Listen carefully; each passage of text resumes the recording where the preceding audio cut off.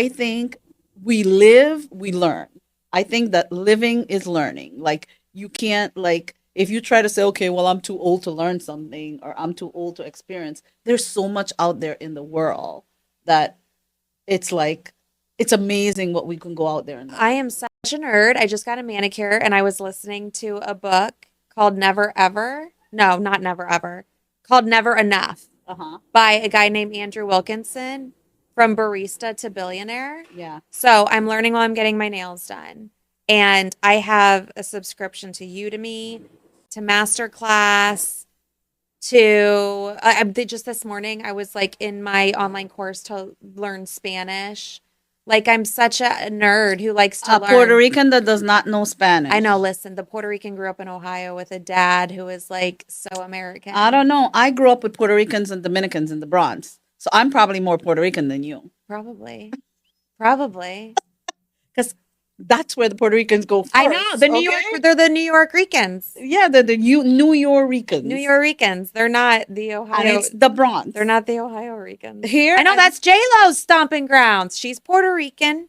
we used to live like 5 blocks from where JLo was, Really? but not when she was living there. Did you kick it? No. No, I can't. Like, I mean, that's all we have in common. We live in the Bronx because I do not have her ass. Same. Same. I didn't get the Puerto Rican ass and I didn't get the J-Lo glow is what I call it. I like Okay. need a spray tan. But yes, back to what we were talking about. I love to learn. I need to Yeah. get better at implementing what I learn though. I need to stop like learning and learning and learning because it's fun, but I need to implement what I learn more, I think. So, like you, I have during COVID. One of the things that I did was I read a lot, Oh, you did. What did you and read? I am a lot of romance, Oh, I love it. suspense romance. I love thrillers. It has to have. It can't be just a romance, Yeah, right? you It need has to murder. have. Someone's got to be murdered. Yes, it has to have Yeah. some type of a intrigue. Or somebody's got to be missing. If they're Yeah, not it murdered. missing, murdered. It has to be. There has to be some type of a Yes, story like behind it. Page Turner. Yes, yes. That's I can't just read a regular romance. No, I know. Okay, so what were like your favorite books? Like what's your like if you had so like I always do the book recommendation thing. If you could recommend one fiction and one nonfiction book, what would it be? So there's a book that I started doing listening to. Remember, I'm doing this interview. You need to stop Yeah, I asking know. me questions. You guys, I'm You're going. used to that, I know.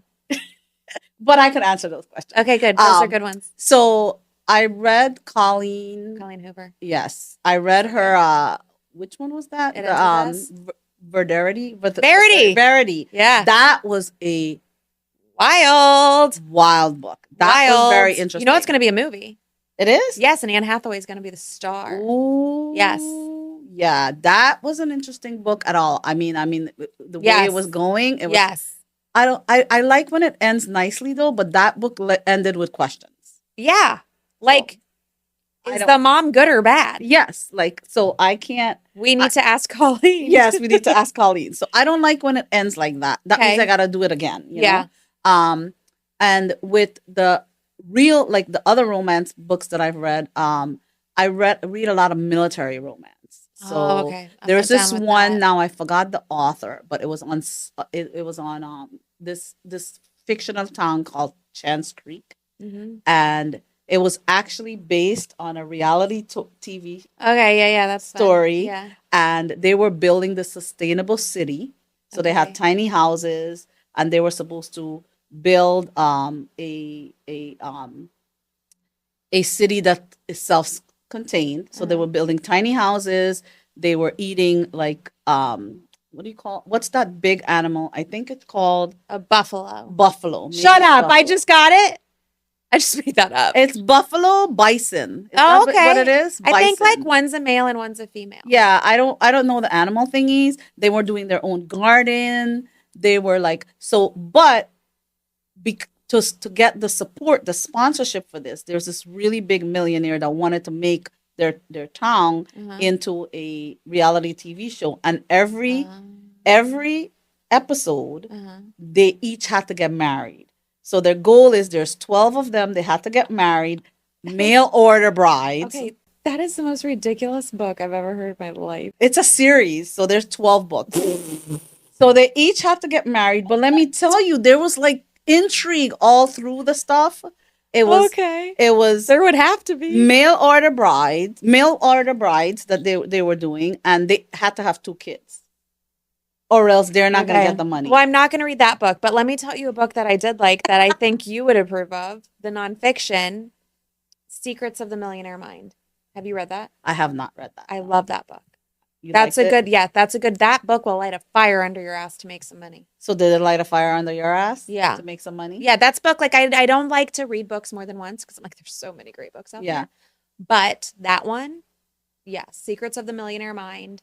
And then the other one, which is not so much a learn book, but a great nonfiction, is called How Starbucks Saved My Life. And it's about this guy, how after the recession started, he got divorced. His kids didn't like him. He lost his job on Wall Street, and he ended up getting a job at Starbucks and going down the rabbit hole of like learning about all these coffee beans and where they come from.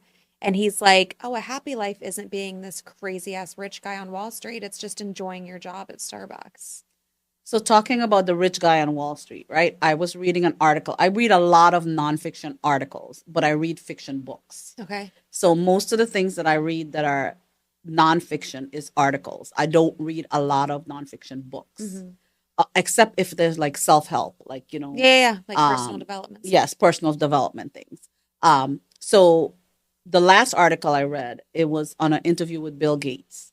So there he was being criticized because he said to the guy, or the guy asked him something like this, and he said, yes, my daughter needs to marry a rich man. I cannot. I'm already pissed. Okay, well, listen. Wait. So then the guy's like, well, that's kind of horrible. Why does your daughter need to marry a rich man? He said, you don't understand. You need to understand the definition of rich. Well, for me, it's wealth. It's not rich, right? So I call it wealthy. So I'm going to change his word from rich to wealthy. Okay. So I'm he's still saying his pissed. daughter needs to marry a wealthy man. So then the guy's like, well, that's kind of conceited, right? And then he's like, well, explain yourself. So he started explaining himself. He says, you need to understand what the definition of wealth is. Wealth does not necessarily mean you have a lot of money and that's it. He says, because there are lottery winners that may have $300 million. And in 5 years, they have a lot of money today. In 5 years, they don't have a lot of money. Wealth is the potential. So his daughter doesn't necessarily have to marry a wealthy man, but she has to have, when it comes to money, but he has to have the potential.